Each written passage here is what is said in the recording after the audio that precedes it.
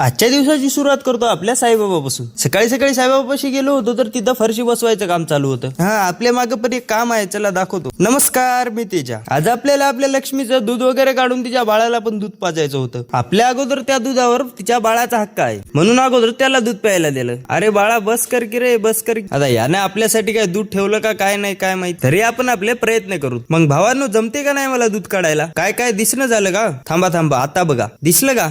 आता कमेंट मध्ये सांगा जमते का नाही दूध काढायला. आता उरलेलं दूध आणखीन आपल्या लक्ष्मीच्या बाळाला देऊता. आता हे लक्ष्मीचं दूध काय आपण चहासाठी वगैरे वापरत नाही. हे दूध जाते फक्त आपल्या चंगूमंगूला, करण अर्जुन आणि गब्याला. सगळ्यात पहिले आपल्या चंगूमंगूला दूध आणि तोच प्यायला दिले. त्यानंतर राहिले म्हणजे आपले भाऊ. यांना कसं सोडायचं जमल? तुम्ही म्हणत असाल आता एवढा विचार काय करायला. कधी कधी तर वाटते आपल्यापेक्षा यांची जिंदगी छान आहे, फुकटचं खायला तरी भेटते. खेदुब्या म्हणत होते मी त्या मुलासारखा दिसतो, चाय पिता पिता हसतो ना, तो त्यासारखा. थांबा दाखवतो.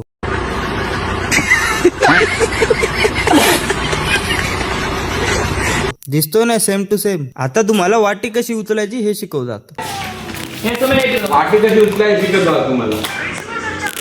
काय जण अशी वाटी उचलतात, रॉंग आहे.